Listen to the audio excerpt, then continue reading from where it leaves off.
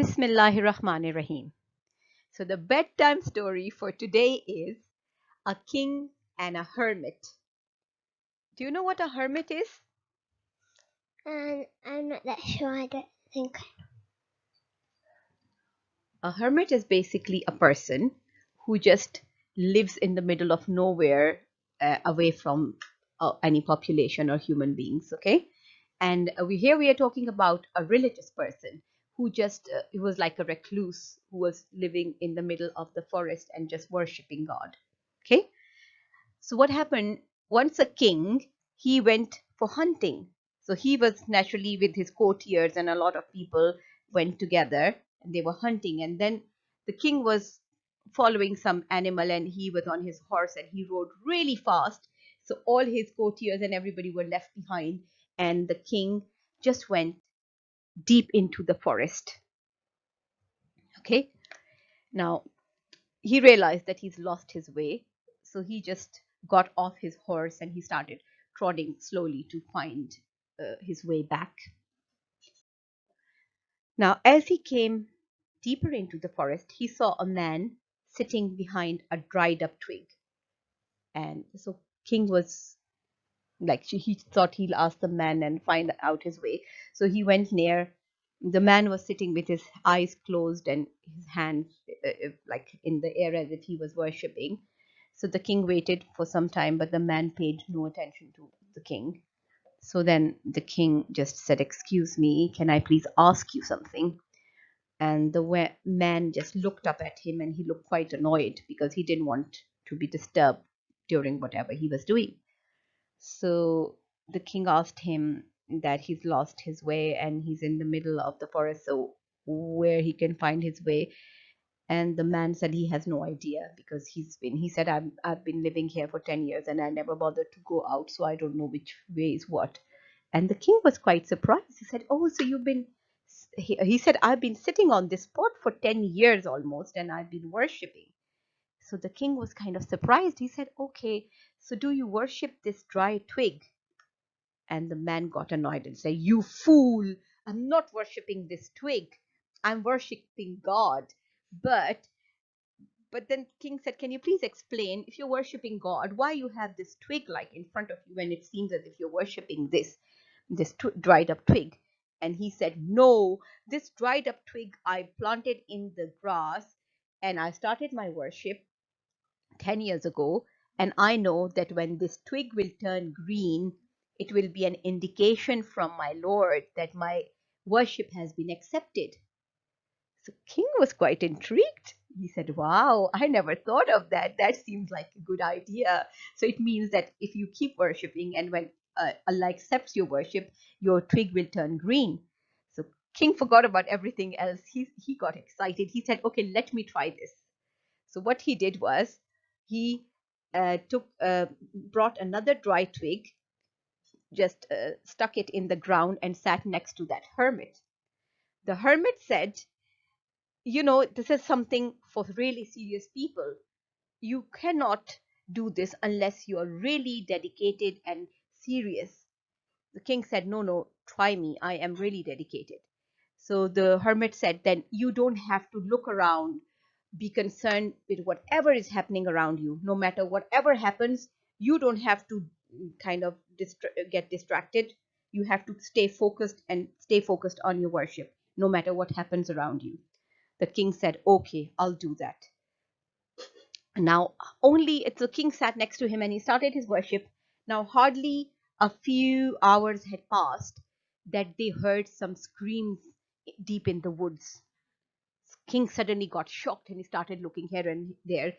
The hermit was just sitting there unmoved, and with his hand he just told the king, like, so just don't get distracted, carry on, forget about whatever is happening.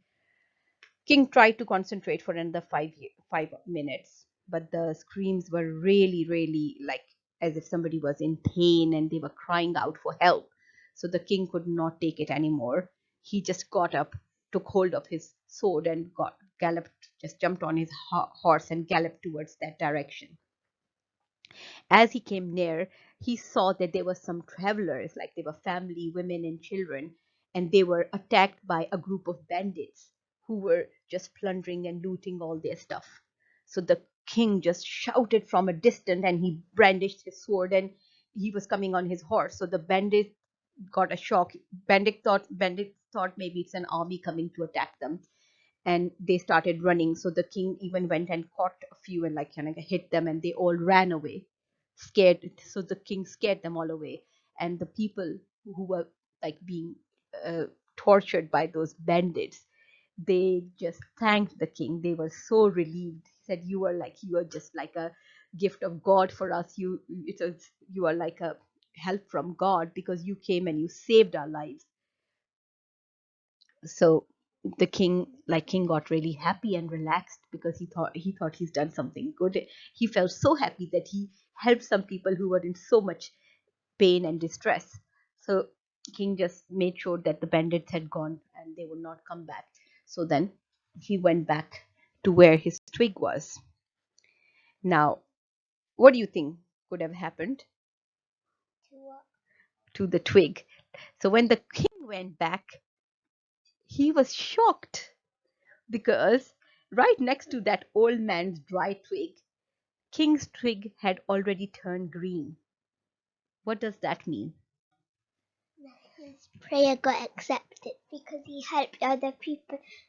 Because he helped them, so then that was good. So then Allah made his twig turn green, but the old man didn't do anything. He just stayed there, ignoring everything that happening. So then he stayed dry. So, what does that mean? That Allah loves those. Remember, we talked about it the other day. God loves those who love their fellow human beings. So, the king, instead of naturally worshipping Allah, is a very good thing, but you should not be worshipping while there is other people who need your help. Do you know what it means to be a true Muslim? As a Muslim, every moment of our life is a form of worship. Now, that worship doesn't mean that you're sitting on one spot and worshiping God or doing zikr. That means you are always conscious of Allah. You always are feeling your responsibilities, okay? Because Allah has sent us in this world, we have a lot of rights and responsibilities, okay? So all our fellow human beings have rights on us. You know that? So you have rights of your parents, your siblings, your children, rights of your relatives, rights of your neighbors, rights of all the people in your community. Then you have animal rights as well. Animals have rights on you. Even the plants have rights on you. So as Muslims, we need to recognize the rights of others that are on us. Does that make sense? Yeah. So, it's Prophet Muhammad sallallahu alaihi wasallam. This is what he taught, and I will relate one of the hadith here. And he said, "The merciful will be shown mercy by the most merciful." So the people who have mercy on others, Allah, who is the most merciful, will have mercy on them. So be merciful to those on the earth, and the one in the heavens will have mercy upon you. Does that make sense? Similarly, if you, the Prophet Muhammad sallallahu alaihi wasallam, he has, it's a, like as a Muslim, as I said, that Islam is a complete code of life. Muslims have rights and responsibilities. So even that if you are walking on the road, or if you're on outside on the streets, there are a lot of responsibilities on you. Let's say if you're playing in the park, and you are in your own area, and you're on the park and you are playing outside, there are certain responsibilities on you. Do you know that? So if a person is sitting by the roadside, what are his responsibilities? That he will greet the people who are passing by. If somebody has lost their way, they will show them the way. And if somebody is in distress, they will help them. Does that make sense? So this is, even the Prophet Muhammad sallallahu alaihi wasallam said that you have to follow some guidelines. So if you have to sit there, like if you're sitting by the roadside, then guide the lost, return greetings, and support the oppressed. So how you think that what the king did in half an hour was worth more than 10 years of worship by sitting in one place. It's the Prophet, Allah Ta'ala tells the people that Allah has made humans to have this feeling, compassion, because even all the angels are worshipping Allah every minute of the day. But human beings need to have compassion for others, and that makes them even greater. Does it make sense? Yeah. And I'll tell you another hadith. It's once the Prophet Muhammad sallallahu alaihi wasallam was asked, somebody asked him that giving charity is an obligation upon every Muslim. The Prophet Muhammad sallallahu alaihi wasallam was telling that it's an obligation. What is obligation? It's a must that all Muslims should give charity. So then somebody asked the Prophet sallallahu alaihi wasallam that the people who do not afford to pay, how will they give charity? So what the Prophet Muhammad sallallahu alaihi wasallam said, let him work with his hands and give in charity. So work with his hands means maybe you can do some hard work, some labor work and earn money and give in charity. It could also mean that you should practically help someone, like lift something for someone, even you open the door for someone. Any deed that you do, bring a glass of water for someone, that's charity. Help an old person clean his garden, help a neighbor mow his grass. Yes, smile is another little form, but like working with your hand, like do something for someone, that is also like working with your hand. Yes, assist someone in something who needs your help. And uh, what if he does not find anything to give? So it's like you giving your service to someone, but if the person said that if he does not find anything to give, then let him assist those in need and in distress. Okay, so the Prophet Muhammad sallallahu alaihi wasallam made it even more clear, because he said that if somebody doesn't have money, maybe let him earn some money by doing some job and help others. And then the person asked that what if he does not find anything, like to give? So then Prophet sallallahu alaihi wasallam said that you can still give charity by assisting, so helping someone by practically doing something for them, or you also help those in distress. So what did the king do? Help those in distress. Yes, Because they were all they were screaming being, for help. yes. And, So it is a responsibility on us as Muslims to help the people who are in distress, to help anybody who needs our help. Does that make sense?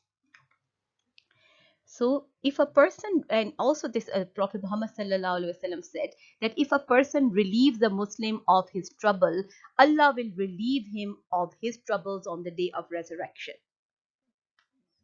See, it is such a great thing to do. in the other story, it said that if you do a help and when you get 10 times more back. In the story of the two old couple. Yes. Yes, you will get 700 700. That is like when, yeah, if you spend in the way of Allah, you will get 700 times more. So you can you not see in this story as well? His branch turned green.